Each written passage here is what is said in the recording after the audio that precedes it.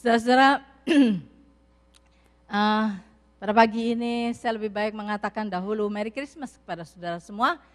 Karena minggu depan saya nggak ada di sini, Pastor Jo ada di sini, tapi saya harus khotbah di Michigan. Nah, saudara-saudara, hari ini topik yang diberikan kepada saya adalah Christmas dilihat dari secular world dan juga miracle di dalam secular Christmas or something like that. Itu adalah topik yang diberikan kepada saya. Dan kita akan sama-sama melihat, saudara, kita tahu pada bulan Desember ini dari hari pertama, dari tanggal 1, kita semua pasti sudah mempersiapkan diri kita untuk Christmas ini. Kalau saudara lihat semua jalan-jalan, rumah-rumah dipajang dengan berbagai warna, lampu-lampu, pohon-pohon, kita melihat begitu indahnya, diberi pajangan dan sebagainya.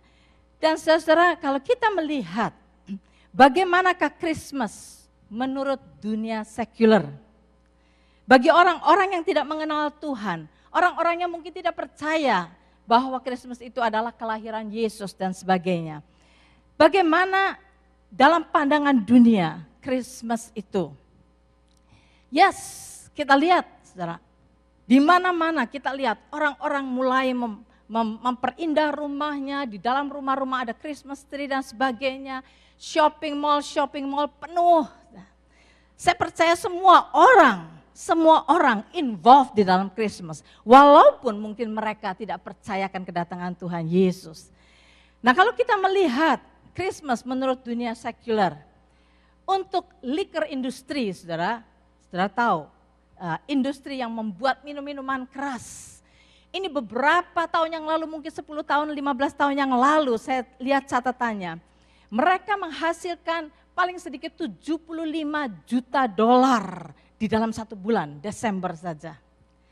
Kalau kita melihat card factory, factory yang membuat kartu-kartu itu, saudara, ada 5 billion kartu di Amerika yang dikirimkan pada bulan Desember. 5 billion, sudah bisa bayangkan seperti apa factory-factory itu panen ya. Untuk some people, yang mereka mungkin tidak percaya kepada Tuhan, tapi mereka bikin pesta pada bulan Desember. Mereka beli turkey, beli ham, mereka panggil teman-teman, mereka mabuk-mabukan. Bahkan ada saya dengar bahwa orang-orang tertentu sudah pada waktu Christmas, terutama pada waktu holiday, 3 hari mungkin 24, 25, 26. Itu saudara mereka mabuk-mabukan 3 hari 3 malam terus menerus. Untuk anak-anak, Christmas itu apa? Kado, gift, kado. Anak-anak sampai bingung. Christmas itu mereka pikir Santa Claus. Jadi yang mereka nanti-nantikan adalah dikasih gift. Saudara lihat, dari mulai bulan Desember biasanya, terutama sekarang-sekarang ini saudara, mal-mal akan begitu penuhnya. Orang akan mulai shopping terakhir-akhir untuk membeli gift-gift. Saya membaca satu artikel di salah satu majalah yang menuliskan tentang satu list daripada shopping list dari seorang yang kaya raya untuk beli kado buat family-familynya. Di dalam list itu dituliskan di majalah itu, dia akan membeli 19 Cadillacs, mobil saudara, Cadillacs. Tapi Cadillacs ini harus dipesan jauh-jauh karena Cadillacnya spesial, harus ekstra panjangnya, panjang itu harus ekstra, bukan Cadillac biasa. 19 Cadillac, jadi ongkosnya lebih mahal daripada Cadillac biasa. Kemudian dia akan beli 6 Mercedes, mungkin ada uncle-nya, antinya yang perlu Mercy, dia beli 6 Mercy. Kemudian di dalam list itu juga ada 1 speedboat, boat, saudara, yang harganya 40.000. Kemudian dia juga beli 16 fridge, lemari es. Mungkin bagi keluarga saudara-saudaranya yang tidak terlalu mampu, dia belikan fridge. 16 fridge. Kemudian dia beli 1 set luggage koper, karena mungkin ada saudaranya akan pergi ke luar negeri. Kemudian dia beli 2 Florida grapefruit trees. Trees, saudara, bukan grapefruitnya, trees-nya. 2 grapefruit trees. Kemudian di dalam list itu ada 2 reclining chair, chair yang bisa recline gitu, 2. Dan 1 slot mesin. Nah, pada waktu itu, ini sudah lama saya baca ini. Di jumlah semuanya itu, untuk membeli semua kado itu, jumlahnya $1,5 juta. Itu baru harga daripada present itu. Sedangkan delivery-nya, untuk delivery itu semua itu, cost $194.000. Nah, kalau kita melihat itu semua, saudara-saudara, kita melihat, wow, hebat benar ya, orang kaya raya bisa beli seperti itu. Tapi saudara, kalau kita melihat semuanya itu, dari pandangan dunia, dunia hanya melihat mengenai materi. Dunia hanya melihat mengenai pesta pora. Dunia hanya melihat hal-hal yang seperti itu. Karena itulah kehidupan dunia itu seperti itu. Tetapi pada terakhir ini saudara, beberapa hari yang lalu saya diberitahu, ada seorang teman daripada Didik, anak saya, dia mengirimkan satu artikel. Dan dalam artikel ini terjadi baru ini, saudara-saudara. Dari seorang yang bukan orang Kristen, saudara. Bukan orang Kristen, dia seorang Yahudi. Pada waktu dia mendengar bahwa Christmas tree itu sekarang di White House tidak disebut Christmas tree lagi, tapi disebut holiday tree. Pada waktu dia membaca itu, saudara, kelihatannya dia marah. Dia bukan orang Kristen loh. Dan dia menulis, dan dia adalah CBS presenter yang bernama Ben Stein. Dia menulis di dalam artikel dia, dan dia juga bicara di CBS. Apa yang dia tulis dalam artikelnya? Saya terjemahkan dengan kata-kata saya sendiri. Tapi apa yang dia tulis di situ? Dia bernama Ben Stein, dan dia berkata begini, judul daripada perkataannya adalah Where is God? Dia berkata begini, saya seorang Yahudi, saya tidak merasa terganggu kalau orang-orang menyebutkan pohon yang diberi banyak lampu itu sebagai Christmas tree. Karena itu Christmas tree, dia berkata begitu. Saya tidak merasa terganggu atau tidak merasa offended kalau orang mengatakan Merry Christmas kepada saya. Bahkan saya merasa persaudaraan. Mereka merasa bahwa kita ini brother and sister. Dan sama-sama merayakan hari yang berbahagia itu. Saya tidak suka di push around karena saya seorang Yahudi. Dan saya rasa orang-orang Kristen pun tidak suka di push around. Saya merasa orang-orang yang percaya kepada Tuhan merasa sick and tired karena disisihkan terus-menerus. Saya tidak mengerti dari mana konsep ini datangnya. Yang negara Amerika sekarang menjadi negara yang ateis. Saya tidak pernah melihat ide ini ada di dalam konstitusi dan saya tidak ingin konsep ini dipaksakan ke dalam saya. Atau dapat dilihat begini, dari mana datangnya ide bahwa kita harus memuja selebritis dan tidak boleh memuja Tuhan. Anak perempuan dari Billy Graham diinterview di dalam early show dan ditanya, mengapa Tuhan membiarkan Hurricane Katrina itu terjadi? Itu pertanyaan daripada orang yang menginterview dia. Dan Anne Graham, anak daripada Billy Graham, memberi jawaban yang sangat profan. Dia berkata, saya percaya Tuhan sangat sedih akan kejadian ini. Sama seperti kita semua. Tetapi telah bertahun-tahun, kita telah berkata kepada Tuhan untuk get out dari sekolah-sekolah kita. Kita berkata kepada Tuhan untuk keluar dari government kita. Kita berkata kepada Tuhan untuk keluar dari hidup kita. Dan sebagai seorang gentleman, saya percaya Tuhan telah pergi dengan tenang.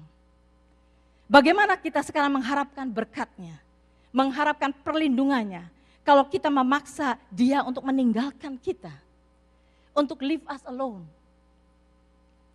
Kemudian dia berkata, di dalam perkara teroris attack, dan tembak-tembakan di sekolah-sekolah yang terjadi, itu dimulai sejak seorang wanita yang bernama Madeleine Murray O'Hair komplain bahwa dia tidak mau ada doa di sekolah-sekolah. Dan kita berkata, oke. Kemudian seorang berkata lagi, lebih baik jangan ada pembacaan Alkitab di sekolah. Bible menuliskan jangan membunuh, jangan mencuri, kasihilah sesamamu. Jangan lagi dibaca-baca di sekolah. Dan kita berkata, oke. Kemudian Dr. Benjamin Spock berkata, kita tidak boleh spank children, anak-anak kita tidak boleh kita pukul. Karena kalau kita pukul, kalau mereka berbuat salah, ini akan merusak personality daripada anak-anak itu. Dan akan merusak self-esteem daripada anak-anak itu. Kita berpikir, oh dia seorang dokter, seorang expert. Maka kita berkata, oke, kita tidak boleh spank anak-anak kita. Sekarang kita bertanya kepada diri kita sendiri, mengapa anak-anak kita tidak mempunyai conscience, tidak mempunyai hati nurani? Mengapa mereka tidak tahu untuk membedakan antara yang benar dan yang salah?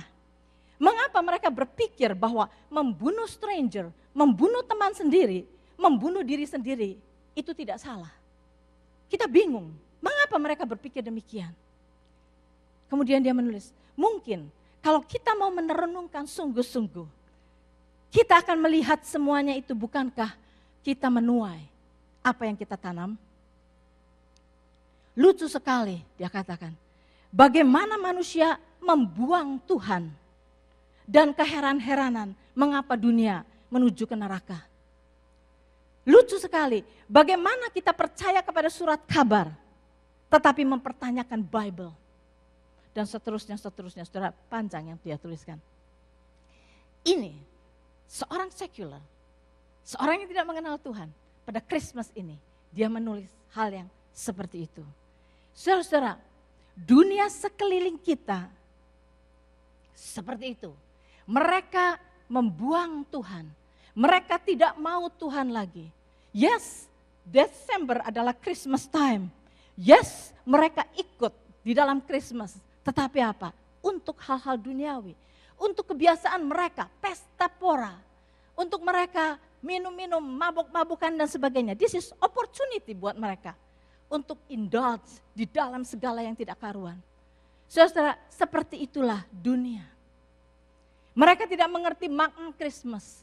Mereka tidak tahu apa itu Christmas. Mereka miss the real meaning of Christmas. Dan saudara-saudara, saya ingin agar supaya jangan sampai kita terbawa arus dunia ini. Jangan sampai kita menjadi seperti mereka, memikirkan pesta, sibuk dengan bagaimana membuat pesta kita supaya lebih meriah. Kita sibuk dengan membeli kado-kado, kita sibuk. Karena kita mengikuti arus dunia ini. Karena sekeliling kita arus dunia ini begitu deras dan seringkali kita terbawa.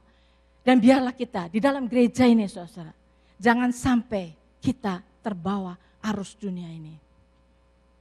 Kita harus mulai memikirkan mengapa Tuhan datang ke dalam dunia ini. Mengapa Tuhan datang ke dalam dunia ini?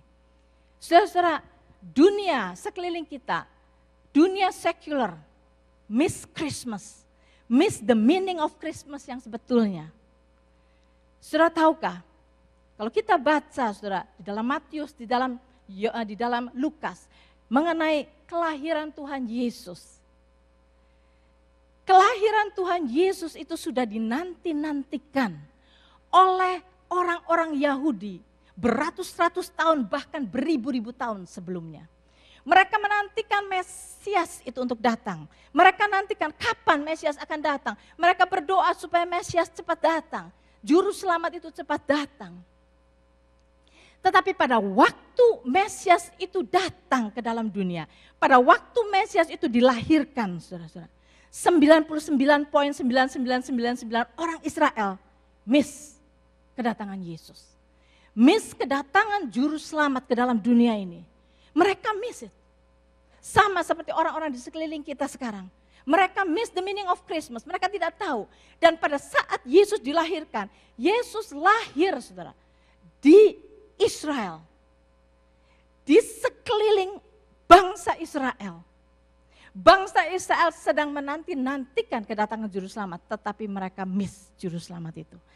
Kalau kita melihat Mengapa juru selamat yang dinanti-nantikan oleh mereka, tapi mereka miss juru selamat itu. Mengapa, saudara-saudara?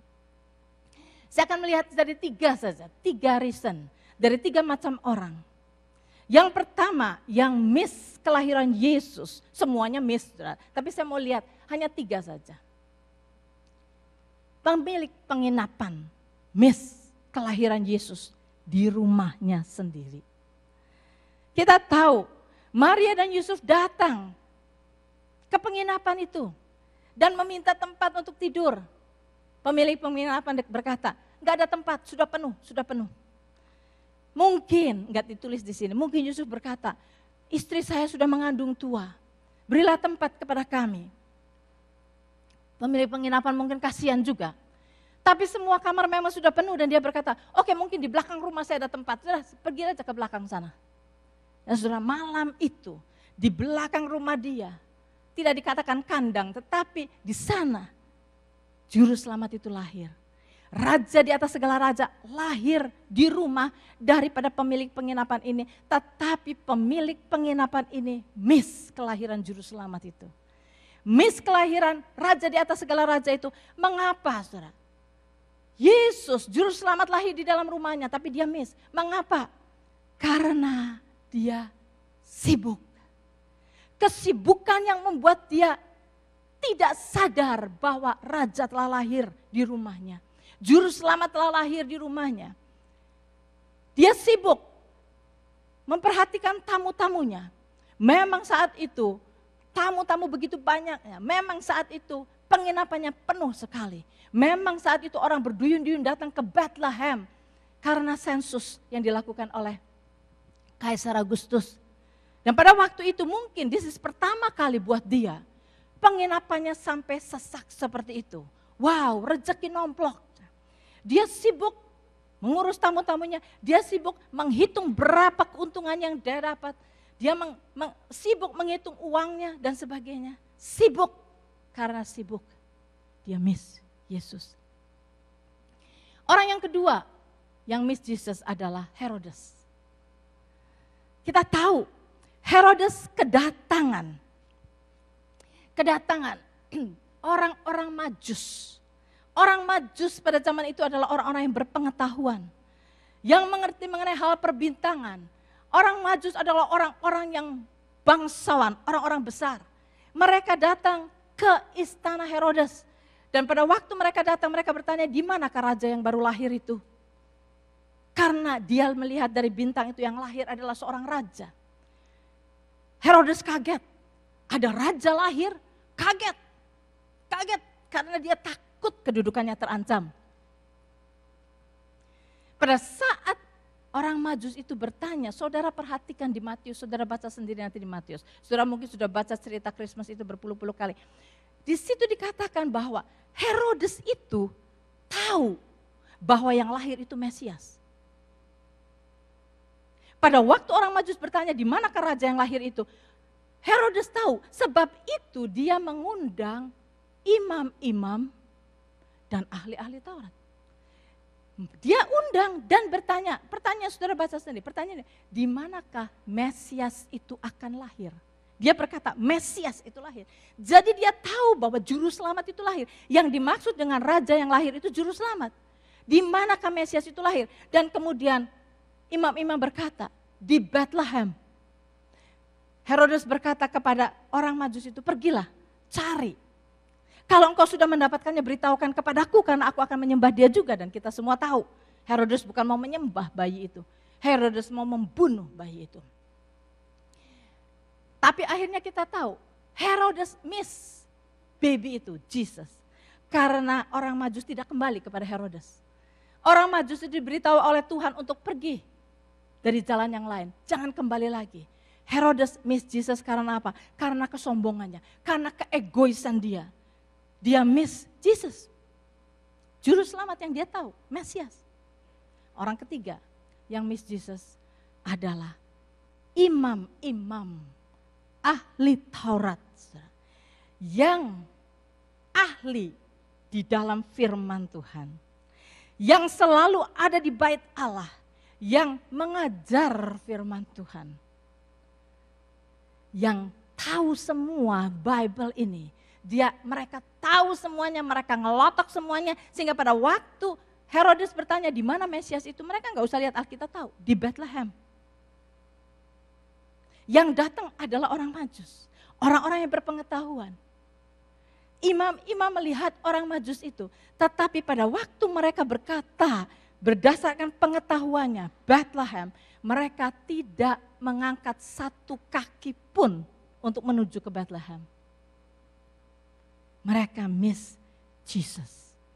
Orang yang tahu Alkitab, orang yang mengenal semua profesi-profesi, orang yang mengajar firman Tuhan, miss Jesus.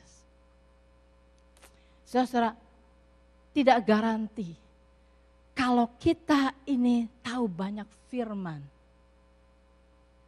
kita itu tidak miss Jesus. Tidak garansi. Mereka miss Jesus walaupun mereka tahu everything. Walaupun mereka mengajar, mereka miss Jesus. Karena apa? Karena perasaan self-righteous. Self-righteous, I know everything. Pengetahuan kita akan Alkitab tidak menjamin bahwa kita tidak akan miss Jesus. Sebab itu pada hari ini saudara, jangan sampai kita berkata karena kita ke gereja setiap minggu, karena kita belajar Alkitab, karena kita ini dan karena kita itu maka kita tidak miss Jesus. Saudara, mereka miss Jesus. Saudara, mari kita renungkan mengapa Yesus datang ke dalam dunia ini. Sudah diberikan ayatnya mungkin di situ. Di dalam Yohanes 12:46, Tuhan Yesus sendiri berkata, aku telah datang ke dalam dunia sebagai terang.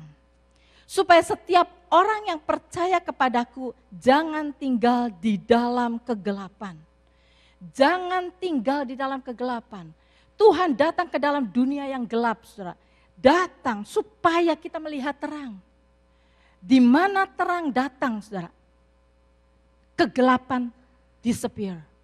Coba, saudara pulang malam-malam ke rumah. Masuk rumah gelap gulita, begitu saudara nyalakan satu lampu, kegelapan hilang. Tuhan berkata, aku datang ke dalam dunia sebagai terang. Supaya setiap orang yang percaya kepadaku, jangan tinggal di dalam kegelapan. Itulah maksud kedatangan Tuhan Yesus. Dunia ini gelap, saudara. Dunia terus menuju kepada kegelapan. Karena iblis menguasai dunia ini. Dan Tuhan datang ke dalam dunia ini untuk menerangi kita. Supaya kita tahu destination kita kemana. Supaya kita bisa melihat arah hidup kita kemana. Karena dia datang untuk memberikan kepada kita terang. Kemudian kita baca Yohanes 3 ayat 16. Kalau kita mau tahu mengapa Yesus datang. Ayat yang saudara semua hafal sejak kecil. Yohanes 3 dari mulai ayat 16 dikatakan begini. Karena begitu besar kasih Allah akan dunia ini. Tuhan melihat dunia ini begitu gelap. Tuhan melihat dunia ini menuju kepada kehancuran. Tuhan melihat dunia ini. Tetapi karena begitu besar kasih Allah akan dunia ini. Sehingga ia telah mengaruniakan anaknya yang tunggal. Supaya setiap orang yang percaya kepadanya tidak binasa. Melainkan beroleh hidup yang kekal. Sebab Allah mengutus anaknya ke dalam dunia. Bukan untuk menghakimi dunia. Melainkan untuk menyelamatkannya oleh dia. Banyak orang tidak mau datang kepada Tuhan sebab mereka pikir kalau Tuhan datang itu akan menghukum mereka. Karena mereka tahu mereka banyak sekali dosa. Tetapi Tuhan katakan, Tuhan Yesus datang bukan untuk menghukum dunia ini. Melainkan untuk menyelamatkannya oleh dia. Barang siapa percaya kepadanya, ia tidak akan dihukum. Barang siapa tidak percaya, ia telah berada di bawah hukuman sebab ia tidak percaya dalam nama anak tunggal Allah. Dan inilah hukuman itu. Terang telah datang ke dalam dunia. Tetapi manusia lebih menyukai kegelapan daripada terang. Sebab perbuatan-perbuatan mereka jahat. Sebab barang siapa berbuat jahat membenci terang dan tidak datang kepada terang. Dan kepada terang itu supaya perbuatan-perbuatannya yang jahat itu tidak nampak. Tetapi barang siapa melakukan yang benar, ia datang kepada terang supaya menjadi nyata bahwa perbuatan-perbuatannya dilakukan dalam Allah. Saudara lihat di sini. Mengapa saudara? Dunia shuffle Tuhan keluar. Mengapa Amerika, mungkin Kanada juga, sudah membuang Tuhan daripada sekolah-sekolah. Sudah membuang Tuhan daripada government, membuang Tuhan dari semua. Karena kehidupan mereka ada di dalam kegelapan. Saudara tahu, kalau saudara ada di dalam kegelapan, saudara, rumah saudara gelap, saudara tidak akan melihat kalau ada debu di atas furniture saudara. Enggak kelihatan, saudara. Saya ini paling enggak suka pergi ke restoran yang gelap-gelap, remang-remang gitu. Saya enggak suka, karena saya kalau melihat makanan datang, saya enggak bisa lihat. Kalau makanan itu ada rambut di situ, saya enggak bisa lihat. Saya enggak senang, saya senang kalau ke restoran yang terang benderang. Tetapi kalau sudah lihat sekarang, restoran-restoran makin gelap. Semua remang-remang. Saudara tahu, semua orang yang mau melakukan kegelapan, kejahatan ada di dalam gelap. Saudara tahu, segala perbuatan-perbuatan yang tidak benar ada di dalam gelap. Pencuri datang pada waktu malam, pada waktu gelap. Perempuan-perempuan yang tunasusila di mana? Di lorong-lorong yang gelap. Coba saudara datang dengan lampu senter ke tengah-tengah mereka. Mereka tidak suka terang. Karena apa? Perbuatan mereka gelap. Gelap. Saudara. Orang yang senang hidup di dalam kegelapan tidak suka terang. Tidak suka terang. Tuhan datang sebagai terang kepada kita. Tuhan ingin menunjukkan jalan kita yang benar. Tuhan ingin menunjukkan destination hidup kita. Tuhan ingin agar kita berjalan bersama-sama dengan Dia sebagai terang untuk menunjukkan kepada kita apa yang Tuhan ingin kita lakukan. Saudara di sini katakan, karena begitu besar kasih Allah akan dunia ini, sehingga Ia telah mengaruniakan anaknya yang tunggal, supaya setiap orang yang percaya kepadanya. Percaya itu adalah orang yang embrace, menerima kedatangan Yesus, menerima Yesus ke dalam hidupnya, supaya orang yang percaya kepadanya tidak binasa, melainkan beroleh hidup yang kekal. Perkataan binasa itu adalah kematian yang kedua, saudara. Kematian yang menuju kepada hukuman yang kekal, itu binasa. Supaya orang yang percaya kepada Dia tidak binasa, melainkan beroleh hidup yang kekal. Saudara, kalau kita mengatakan, membaca mengenai hidup yang kekal, kita seringkali berpikir hidup yang kekal adalah hidup nanti, masuk surga, hidup terus menerus, tidak mati-mati, kekal. Seperti itu. Banyak orang yang berpikir hidup kekal adalah hidup yang masuk surga dan di sana terus menerus hidup. Saudara, kehidupan yang kekal itu adalah kehidupan Allah di dalam kita. Kehidupan kekal itu kita alami sekarang. Kalau kita menerima Yesus sebagai Tuhan dan Juru Selamat kita. Dia masuk ke dalam kita. Tuhan yang adalah Juru Selamat. Dia yang adalah terang. Dia yang menyelamatkan kita. Kalau saudara baca devotion yang saya berikan. Dia yang menyelamatkan kita. Dia yang mengatakan dirinya, aku akan bersama-sama dengan engkau senantiasa. Dia yang adalah penasehat ajaib. Ada di dalam diri kita. Dia yang adalah Bapa yang kekal. Bapa yang kita bisa datang untuk meminta segala sesuatu hadir di dalam kita. Dia adalah Allah yang perkasa ada di dalam diri kita. Saudara, kehidupan kekal adalah kehidupan Allah sendiri. Pada saat kita menerima Dia, kita menerima Dia di dalam kita. Karena Dia adalah Allah yang kekal, maka kita beroleh hidup yang kekal. Kehidupan Allah sendiri ada di dalam diri kita. Kehidupan kekal itu kita alami sekarang ini juga. Bukan nanti kalau kita masuk surga dan kita akan hidup kekal di sana. Right now, kalau kita percaya kepada Yesus sebagai Tuhan dan Juru Selamat kita. Dia adalah Allah, anak Allah yang tunggal yang turun ke dalam dunia ini. Turun ke dalam dunia ini yang sekarang kita sedang rayakan kelahirannya. Dan Dia mati buat kita. Kita terima dan percaya itu. Kita embrace Dia. Kita terima Dia di dalam hidup kita. kehidupan kekal itu ada pada kita. Kita tidak usah takut apapun juga. Hidup kita tidak akan kekurangan apapun juga. Karena Dia yang segala-segalanya ada di dalam diri kita. Itu adalah kehidupan yang kekal. Sebab itu saudara, saya tidak ingin di dalam Christmas ini kita miss Christmas. Karena kita hanya lewati Christmas seperti orang-orang sekuler. Hanya lewat begitu saja. Saudara, saya ingin agar pada Christmas ini semua saudara mengalami. Tadi katakan, curahkanlah kuasa-Mu Tuhan. Mujizat terjadi di tempat ini. Saudara, benar-benar imani bahwa karena Tuhan di dalam kita, setiap kita, saya inginkan mengalami Tuhan di dalam hidup kita. Bukan hanya tahu tentang Tuhan, tetapi mengalami Tuhan di dalam hidup kita. Alami Dia, Dia ada di dalam kita. Dia tidak pernah meninggalkan kita. Tuhan berkata, I will never leave you nor forsake you. Dia berkata bahwa Dia dengan anugerahnya menyelamatkan kita, memberikan kesembuhan kepada kita, memberikan provide segala kebutuhan kita. Anugerah Tuhan sudah diberikan kepada kita by His grace through faith. Bagian kita adalah iman. Bagian Tuhan adalah mencurahkan berkat-Nya, mencurahkan kasih karunia-Nya, pertolongannya sudah diberikan kepada kita. Bagian kita adalah through faith. Iman kita adalah tangan yang menjangkau karunia Tuhan itu. Saudara butuh apa hari ini, saudara? Saudara butuh apa? Butuh kesembuhan? Butuh pekerjaan? Butuh jalan keluar? Butuh apa, saudara? Terima dengan iman. Tuhan sudah berikan kepada kita. Saudara, alami Tuhan pada Christmas ini. Ada satu kejadian. Seorang anak muda di Rusia, saudara. Anak muda ini masuk army, Russian army. Tetapi karena ayah daripada anak ini, teman dekat daripada kaisar. Kaisar pada waktu itu adalah Kaisar Nicholas I.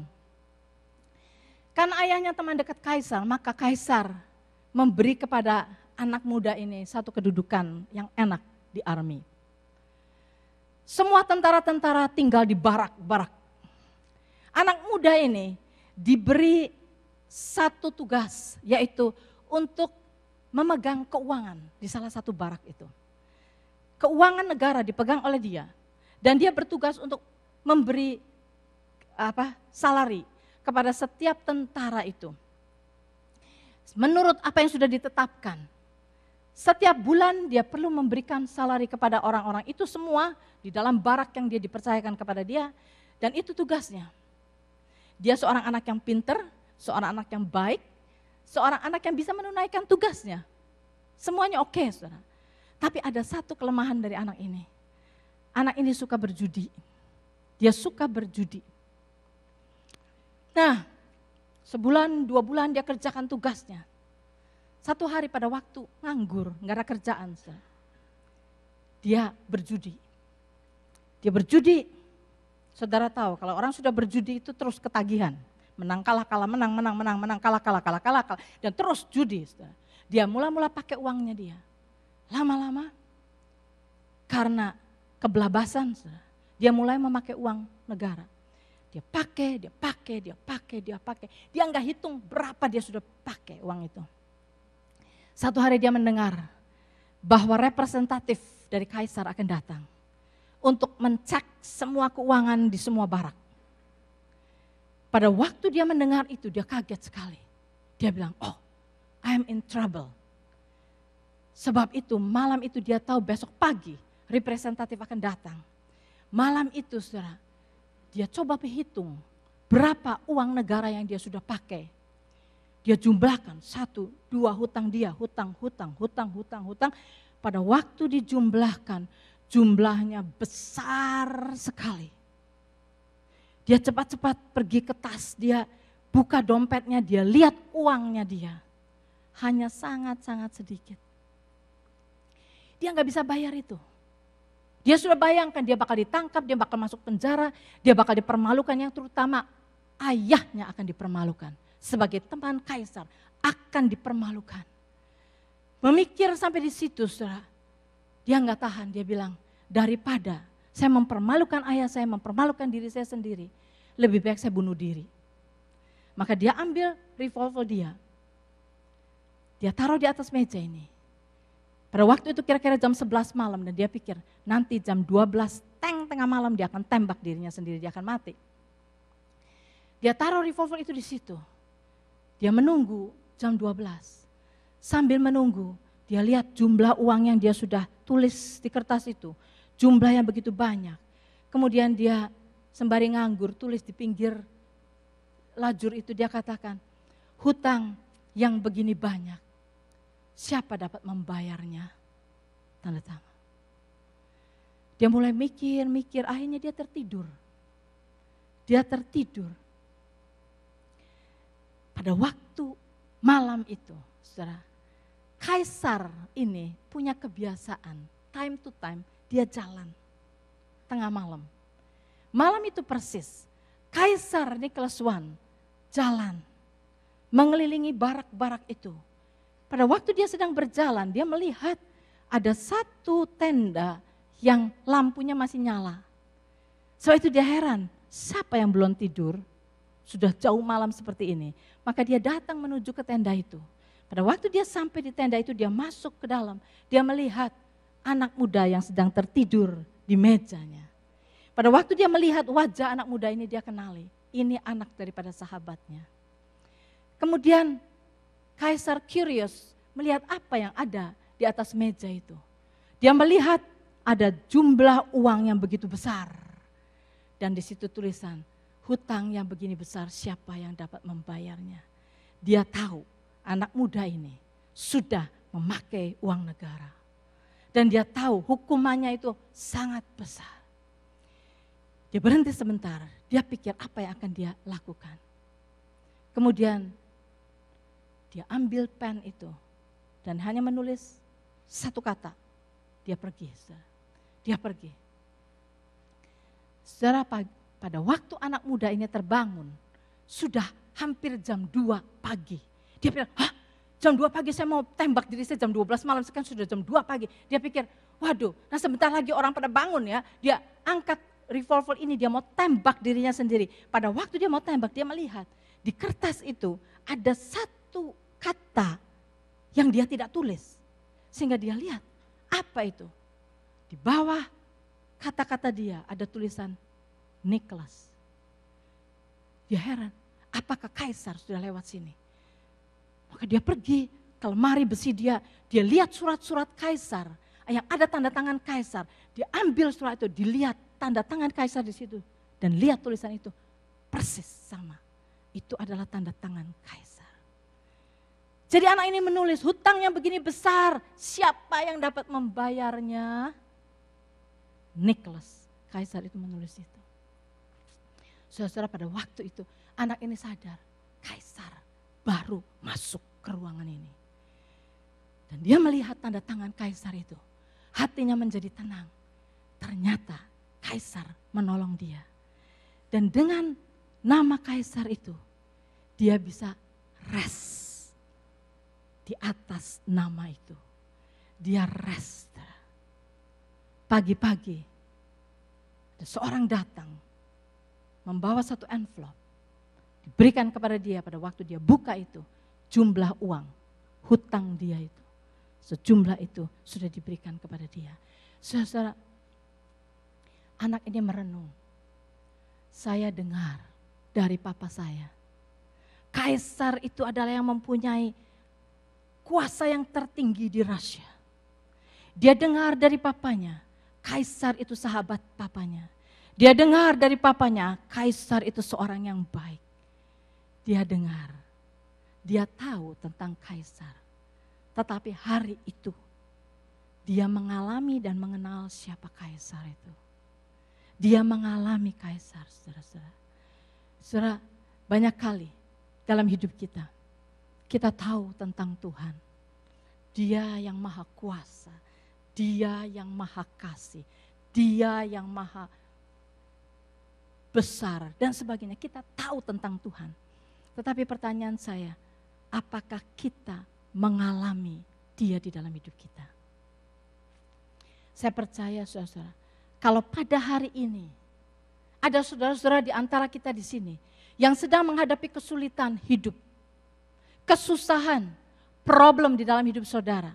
Saya percaya saudara, problem yang saudara sedang hadapi adalah an opportunity, kesempatan di mana saudara akan mengalami Tuhan. Jangan saudara mengeluh akan problem yang saudara hadapi sekarang ini. Jangan saudara mengatakan why Lord, jangan saudara. Tetapi pakailah problem ini sebagai suatu kesempatan di mana saudara mengalami Tuhan. Anak muda ini tahu tentang Kaisar, tetapi pada saat dia di dalam problem, dia putus asa. Dia tidak datang kepada Kaisar, dia mau bunuh dirinya sendiri. Karena apa? Dia bersandar kepada dirinya sendiri. Saudara, banyak orang Kristen yang tahu tentang Tuhan, tetapi pada saat dia menghadapi problem, dia bersandar kepada kekuatan sendiri, dia bersandar kepada manusia di sekelilingnya. Saudara, Tuhan katakan, terkutuklah orang yang bersandar kepada manusia dan bersandar kepada dirinya sendiri. Tetapi diberkatilah orang yang bersandar kepada Tuhan. Saudara, seringkali kita di dalam hidup ini mengalami problem karena Tuhan ingin kita mengalami Dia. His grace, pertolongan ilahi sudah diberikan kepada kita, telah diberikan kepada kita 2000 tahun yang lalu. Semua yang kita butuhkan, saudara, untuk menyelesaikan persoalan kita sudah diberikan oleh Tuhan. That is His grace. Tinggal bagian kita adalah by faith kita receive. By faith kita receive. Percaya bahwa kalau Tuhan berkata Tuhan akan mencukupi kita, Tuhan pasti mencukupi. Percaya kalau Tuhan berkata karena bilur-bilurnya kita telah disembuhkan, kita telah disembuhkan, saudara. Bagian kita adalah receive it. Bagian kita adalah faith. Jangkau karunia Tuhan itu dengan iman.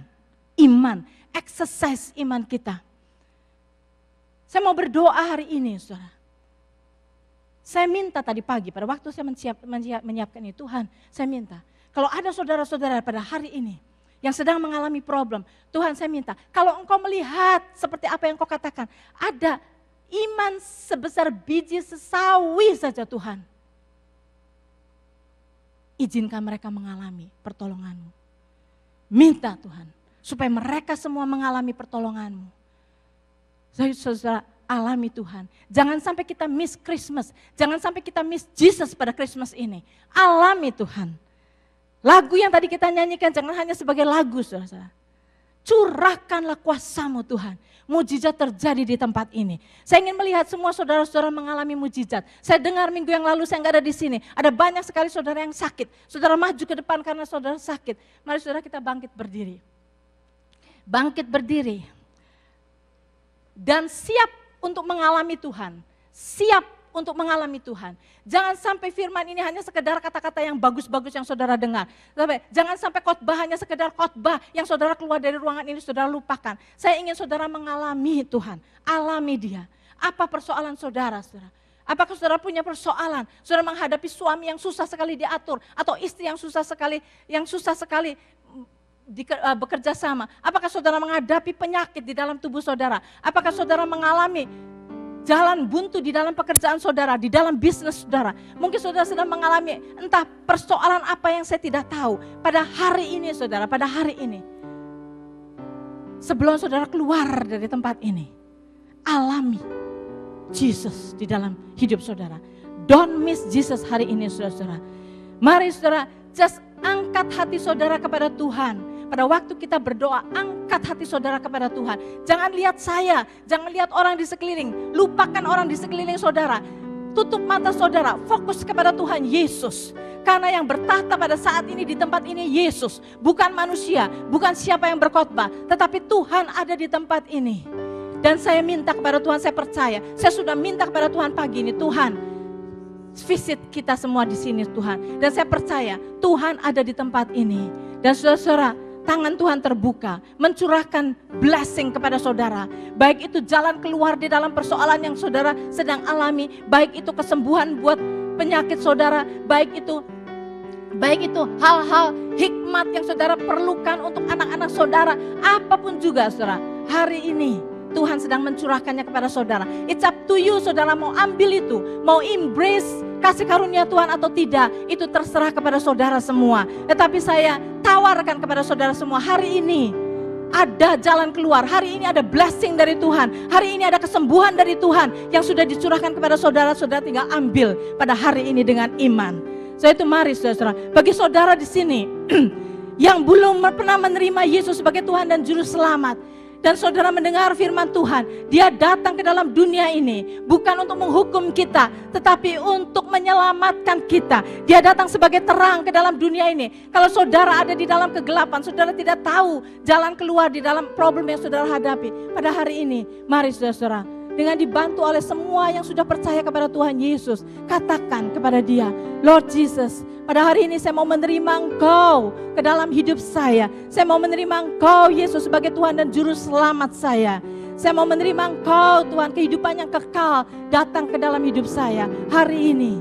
Dan dari mulai saat ini hidupku adalah milik-Mu Tuhan. Saya minta agar Engkau yang bertahta di dalam hidup saya.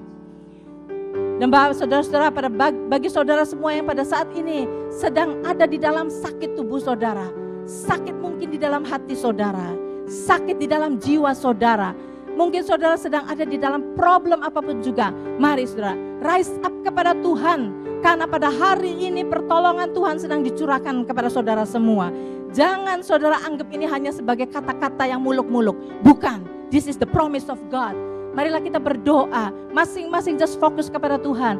Bapa yang maha kasih dan maha murah, Engkau adalah Bapa yang perkasa, Engkau adalah Bapa yang sangat baik. Kami percaya kepada firman-Mu Tuhan, sebagaimana anak muda ini rest di atas nama daripada Kaisar itu. Kami mau rest di atas firman-Mu, janji-janji-Mu, karena kami percaya apa yang sudah Engkau janjikan kepada kami. Engkau sudah menjanjikan kepada kami pertolongan ilahi yang tidak pernah habis-habisnya. Engkau menjanjikan kepada kami Engkau supply segala kebutuhan kami.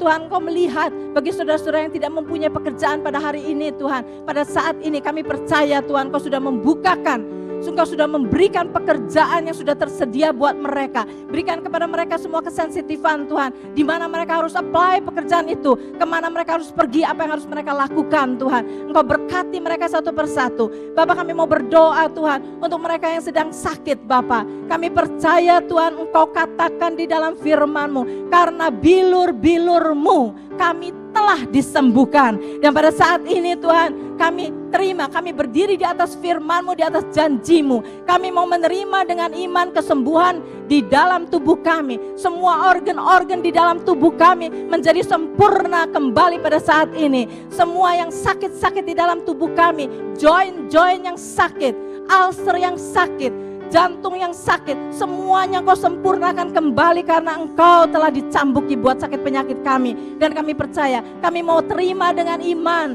semua sakit penyakit kami telah Engkau sembuhkan. Kami percaya Tuhan, bagi mereka saudara-saudara kami yang sekarang ini sedang menghadapi jalan buntu, kami percaya Tuhan, Engkau sudah menyediakan jalan keluar buat mereka.